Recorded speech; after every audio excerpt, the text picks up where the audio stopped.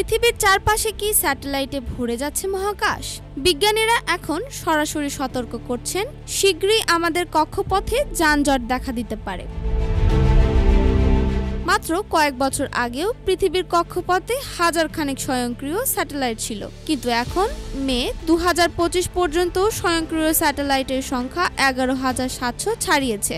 এগুলো প্রতিনিয়ত ঘুরে চলেছে আমাদের মাথার উপর দিয়ে। আলোকবর্ণ, রেডিও, ইন্টারনেট, আবহাওয়া, সামরিক নজরদারি সবকিছুর জন্য। কিন্তু সমস্যাটা কোথায়? প্রতি 34 ঘন্টায় একবার করে উৎক্ষেপণ চলছে, কখনো স্পেস এক্স, কখনো অ্যামাজন, কখনো চীন। সত্যি বললে কেবল স্টারলিংক একাই 7,400টির বেশি স্যাটেলাইট নিয়ে নিয়েছে। সেটাই পৃথিবীর মোট স্বয়ংক্রিয় স্যাটেলাইটের প্রায় 60%।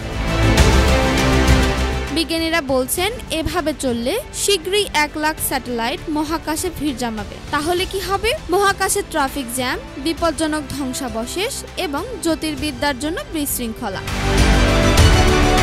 কানাডার বিজ্ঞানী অ্যারান বলি জানাচ্ছেন, এই অতি উৎক্ষেপণ কেবল মহাকাশ নয়, বায়ুমণ্ডলকেও দূষিত করছে।